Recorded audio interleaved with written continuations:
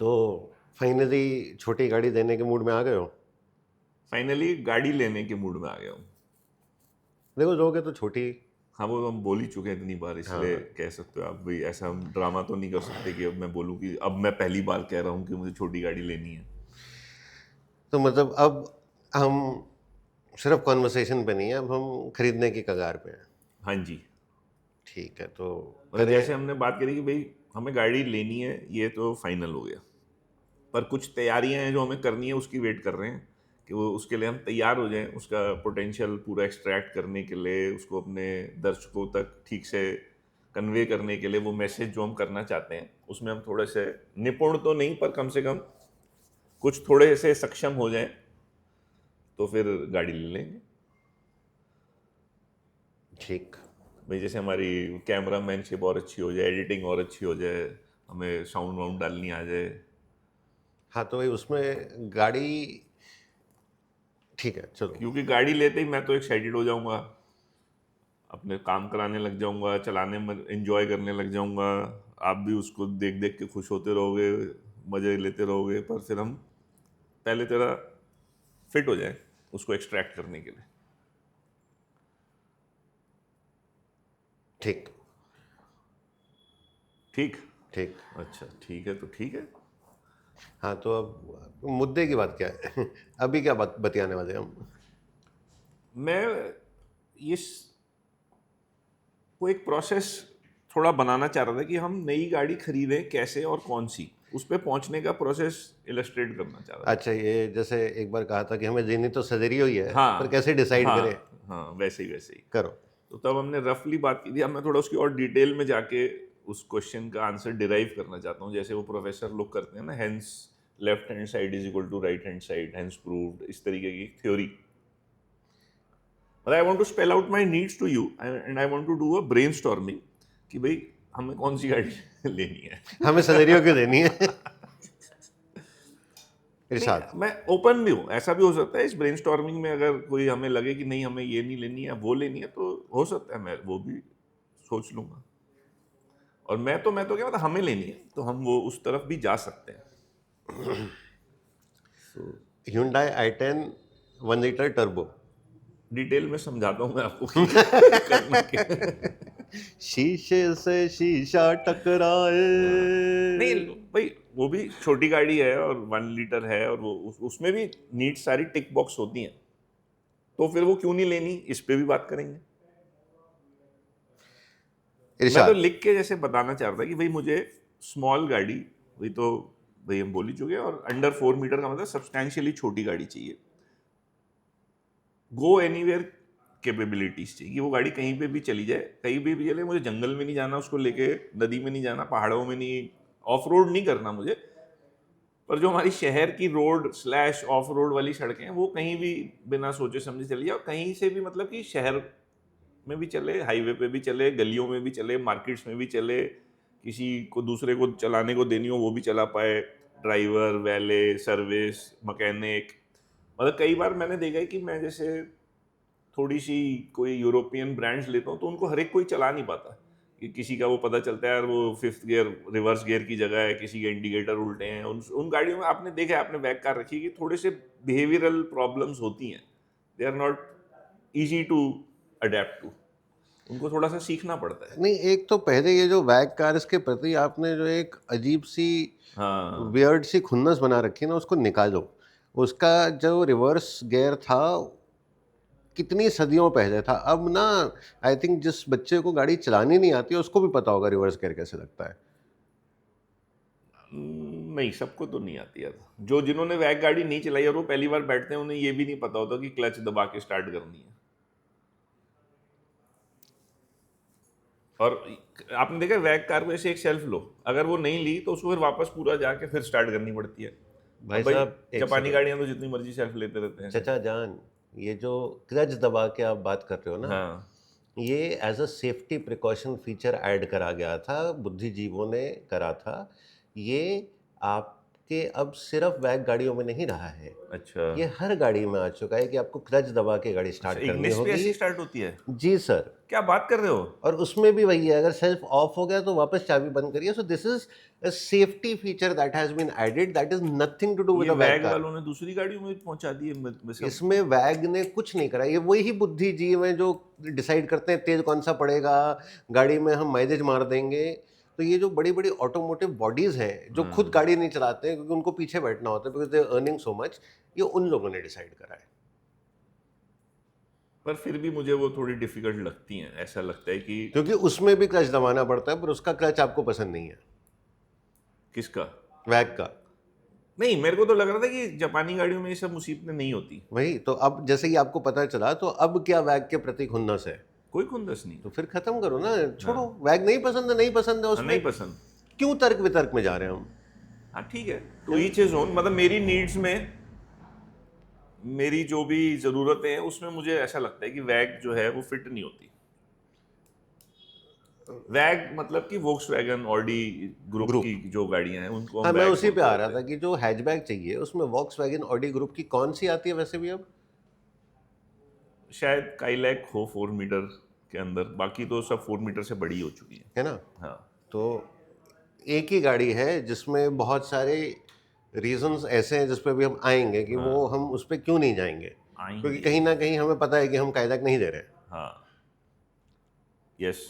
Right. तो please ये जो अजीब अजीब से अपने, बायस। हाँ, छोड़ दो, इनको त्याग दो।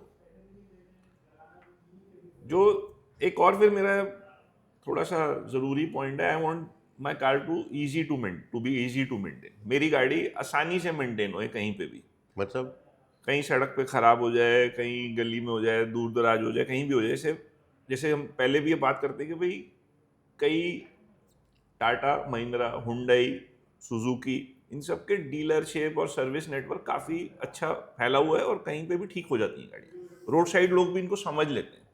जैसे अगर हम बैग की बात करते हैं दोबारा, तो बैग गाड़ियों का ड्रामेबाजी यार वो हर एक कोई नहीं ठीक कर पाता। और अपने एक्सपीरियंस से मैं एक एग्जांपल देना चाहता हूँ कि भाई मेरे पास लॉरा थी, उसका पेट्रोल का ढक्कन ना जैम हो गया, खुलता नहीं था कभी कभी, और पेट्रोल पंप पे जाके ऐसा हुआ है कि मैं पेट्रोल पंप पे वो ढक्कन खोल ही नहीं पा रहा। जैसे मैंने उसका सिंपल सिस्टम होता है कि गाड़ी का लॉक खोल दो, उसको दबाओ, जैसे वो उसका मैग्नेटिक कैचर छोड़ देता है और वो खुल जाता है। तो एक समय आया गाड़ी जब 4-5 साल पुरानी हो गई कि उसका ढक्कन फंस जाता था, खुलता नहीं था। मैंने स्कोडा के डीलर को बोला कि भैया देख लो इसमें, तो उसने 7-8 हज़ार रुपये का एस्टीमेट दे दिया कि इसकी ये पंप मोटर छोटी सी होती है, ख़राब हो गई, ये बदली जाएगी। पर ये है नहीं, तो मैं आप बोलो तो ऑर्डर करता हूँ, ये आ जाएगी कुछ दिनों में, आप आके बदलवा लेना। मैंने कहा भाई ये तो इमीडिएट मुझे इसका कोई सोल्यूशन चाहिए, मैं पेट्रोल डलाने में फंस जाता हूँ बार बार। तो उसने कहा कि ये तो टाइम लगेगा, ये वो है, पर वरना मैं अगर उसका रेडी होती तो शायद जो वो बिल बना रहा था मैं पे कर दिया होता। पर क्योंकि रेडी नहीं थी तो फिर मैं वहाँ से चला गया, और मैंने फिर बैठ के एक संडे को अपने आप ही उसमें दिमाग लगाया, उसकी कोई क्या वीडियो लगाया? मैंने उसमें अपने कान और आंख लगाए और एक वीडियो यूट्यूब पे ढूंढा, देखा तो उसमें उन्होंने पूरा बताया कि इसको खोल खाल के WD-40 मारो, एंटी स्केलिंग एजेंट मारो। तो वो मैंने खुद ही किया, सारा उसको पूरा खोल निकाली उसकी मशीनरी, उस पर एंटी स्केलिंग केमिकल वेमिकल स्प्रे व्रे मारे, सब कुछ करके वापस बंद कर दिया, और उसके बाद वो ज़िंदगी भर सही चलता रहा, कुछ भी प्रॉब्लम नहीं हुई। तो मतलब मेरे शायद 100-200 रुपये खर्च हुए जिसका वो मैंने वो स्प्रे खरीदा। तो ये वाले जो ये एटीट्यूड है ना वैग कार वालों के, डीलर्स का भी, they make your life difficult. वो गाड़ियाँ डिफिकल्ट हो जाती हैं मेंटेन करनी, छोटी छोटी चीज़ों के लिए भी। तो मैं उस पूरे उसमें नहीं जाना चाहता। Welcome to planet earth. जी। ये दिक्कतें अब आपको जापानी गाड़ियों में भी मिलेंगी। हैं जी। जापानी गाड़ियों में भी ऐसे वो इलेक्ट्रोमैग्नेटिक पेट्रोल के ढक्कन खोलने वाली चीज़ें और पेट्रोल के ढक्कन सेंसर। में ना हो तो कहीं और, क्योंकि सेंसर इतने आ चुके हैं। आपका कुछ ऑफ हो गया, अगेन क्या कमिंग बैक, क्या ये ऑफ, मेरा क्या ऑफ हो गया? नहीं, आपकी गाड़ी का अगेन कमिंग बैक, ये जो बुद्धिजीवों ने डिसाइड करा कि यहाँ पे सेंसर रहेंगे, हाँ। तो वहाँ अगर आप फंसते हो आप जापानी गाड़ी में भी फंस सकते हो। हैं, जी।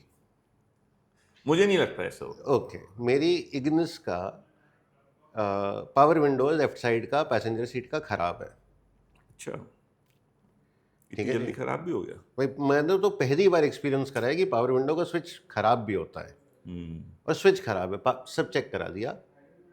2 बार स्विच ऑर्डर हुआ है, गलत पार्ट नंबर आ गया, वो वाला पार्ट नंबर अवेलेबल ही नहीं है, अच्छा, और इस चीज़ को 3 महीने हो गए हैं। जो आपका स्विच है वो दरवाजे में लगा हुआ है? हाँ जी। तो वो तो एकदम कॉमन पार्ट है ये मारुति का, पावर विंडो का स्विच तो मारुति अपने 25 गाड़ियों में 10 साल से यूज़ कर रही है। सब में वही यूज़ होता है।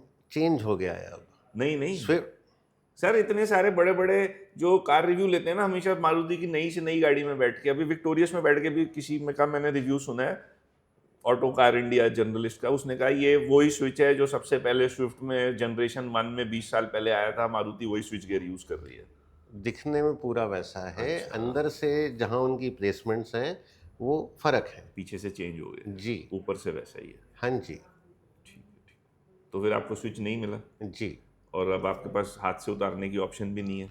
तो मैं थैंकफुली ड्राइवर साइड का इज़ फंक्शनिंग, हाँ, तो उधर वाला मैंने लॉक करके रखा हुआ है। अच्छा। लॉक क्यों करा? कोई गलती से उतार ना दे। 2 बार फँस चुका उतार दिया, वो ऊपर नहीं चढ़ा रहा, बारिश का मौसम। तो आपके इस तरफ तो दोनों का कंट्रोल होगा ना? जी। तो आप इधर से उतारते हो, उधर से चढ़ा देते हो, वो वहां से काम चल रहा है। दोनों तरफ से ही नहीं चल रहा है। तो फिर स्विच की गड़बड़ थोड़ी है फिर। स्विच की है, क्योंकि मोटर वोटर सब चेक कर दिए। पर अगर आपकी तरफ से चल रहा है नहीं। और उधर से भी नहीं चल रहा, हाँ तो जी। दोनों स्विच थोड़ी इकट्ठे खराब हो सकते हैं। वो कुछ इनका मास्टर स्विच और वो सब वाला नाटक है। चलो तो उसकी डिटेल में मैं नहीं जाता। वो इतना घुस गए थे आगे। हाँ हाँ, तो वो उसमें भी आएगी।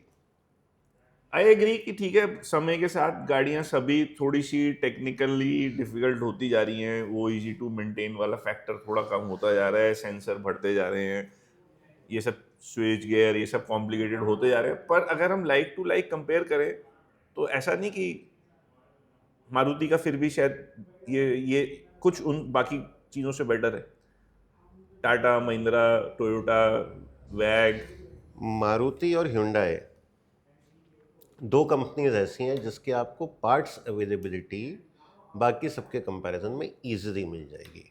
So that is one strong reason for anyone who wants experience which is comparatively way more peaceful, you should opt for it।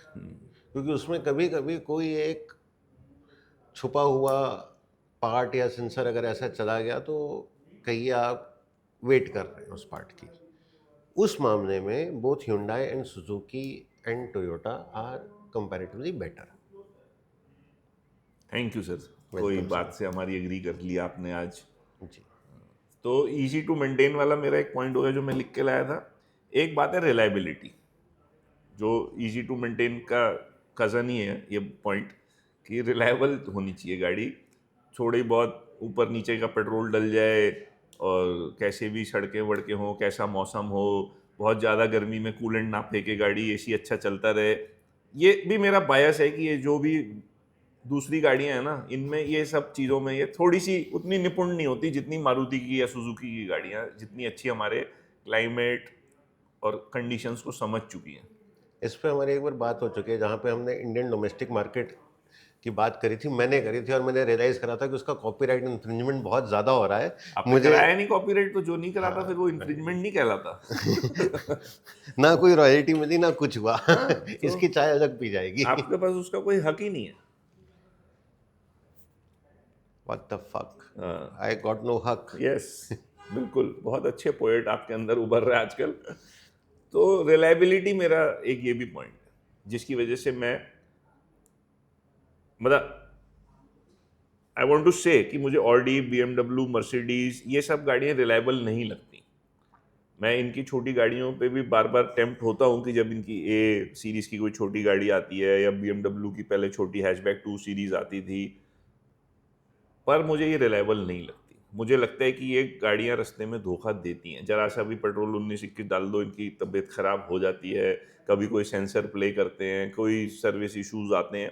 तो मैं उस वाले जोन में नहीं जाना चाहता जहाँ गाड़ी मेरी रिलायबल हो। चलती का नाम गाड़ी के, पेट्रोल डलाए जाओ और चलाए जाओ। मुझे यहाँ से कन्याकुमारी जाना है तो मुझे सोचना ना पड़े कि कुछ ये गाड़ी मुझे धोखा तो नहीं दे देगी। जो मेरे को पर्सनली जब मैं फोर्ड चलाता था या स्कोडा चलाता था, ये डर रहता था कि यार ये गाड़ी रास्ते में ख़राब होगी। हुई कभी गाड़ी खराब? हुई है, ठीक।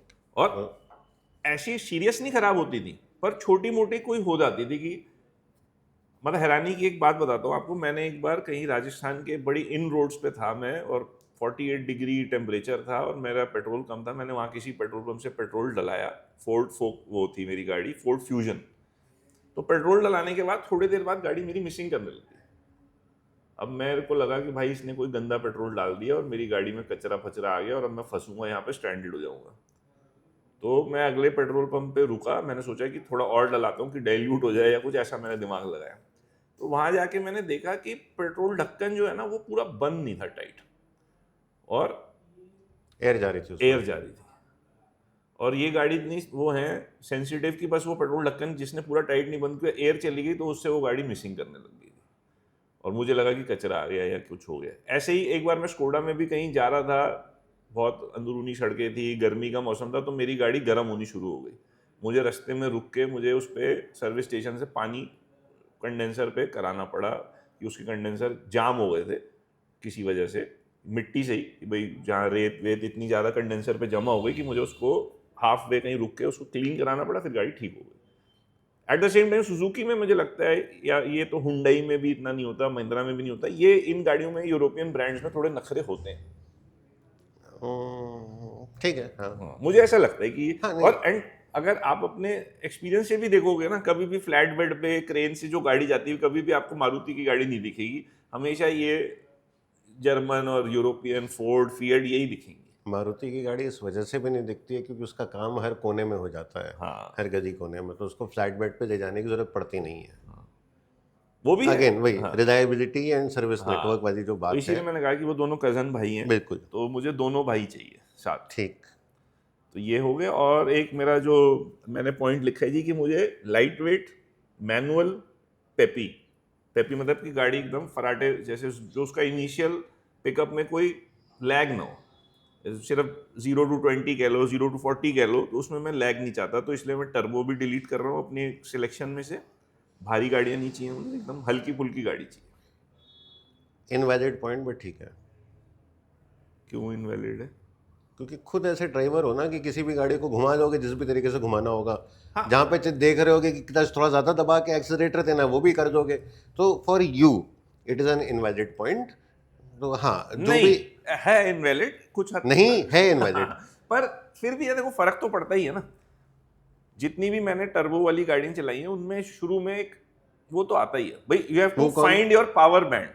वो आता है, क्या कहते हैं उसको, एक हिचकिचाहट गाड़ी में, पिकअप लेने में हिचकिचाहट आती है। जैसे अगर आज मेरे पास होंडा सिटी 1.5 नेचुरली एस्पिरेटेड है और थार पेट्रोल 2 लीटर टर्बो है, तो जो इनिशियल पिकअप है ना वो मुझे लगता है होंडा सिटी में इजीली भाग जाती है। वो उसमें लाइट वेट और एक कुछ सफाई से उड़ जाती है, जिप जैप जूम। चलो आगे। आपको नहीं लगता, जैसे आप इग्निस चलाते हो तो उसका इनिशियल एकदम अच्छा नहीं आता?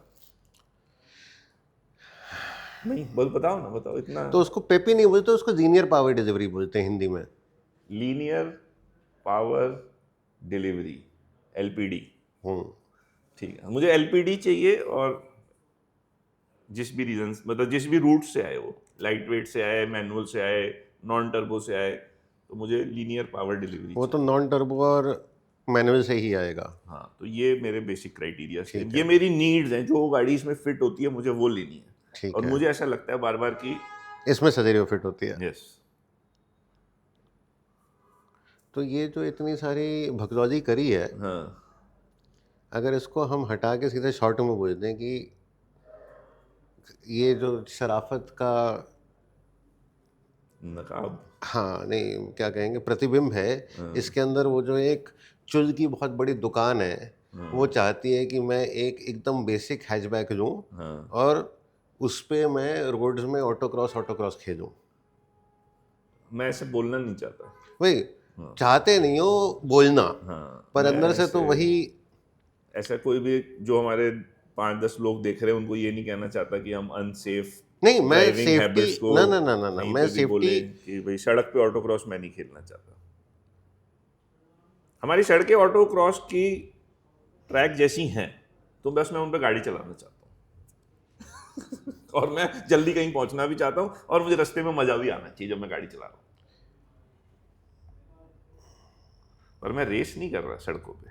नहीं, I am not saying race, I am saying that you know when you have that background of motorsports, you understand gear shifting, जो मैं हमेशा बोलता रहा हूँ, and this is something that you have to see to experience that इस बंदे को मतलब वो होता है ना कि मतलब his hands are tuned with the gear shifting, जिस तरीके से gear shift करता है, I have not seen many people do that, so yes, that's a compliment, but don't get carried away.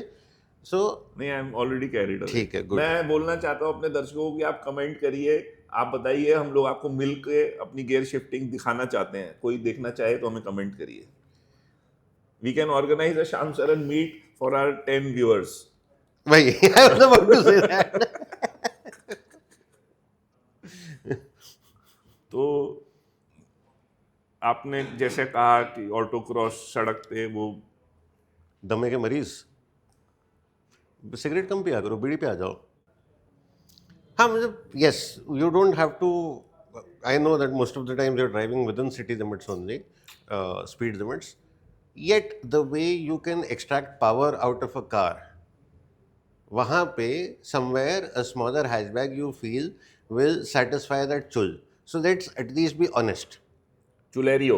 हाँ, तो अब हम उसमें मारुति के स्टेबल पे इसलिए आए हैं because one of the wettest engines in this country that has been tested, VAG का वही है, there is slightly more sensitive, any European car is not conducive to our environment plus parts. तो अब आपको जो भी लेना था, अब शायद क्योंकि इग्निस मेरे पास है तो इसलिए इग्निस रूल्ड आउट है। नहीं, सिर्फ ये रीजन नहीं, I am just saying otherwise it could have been an attractive option, it is right now also a very attractive option, and it makes a lot of sense because if we buy any other car we get to learn more while we are tinkering, because Ignis का template literally वही हो जाएगा कि अच्छा आधी चीज़ें तो हमें पता है क्या करनी है। नहीं, again I would like to clarify, मेरे उसके दो स्ट्रॉन्ग रीजंस मैं हैं। आ रहा हूँ, बोलने तो देते अच्छा, नहीं हो, आप टोक आ रहे देते हो, हो। Sorry sir.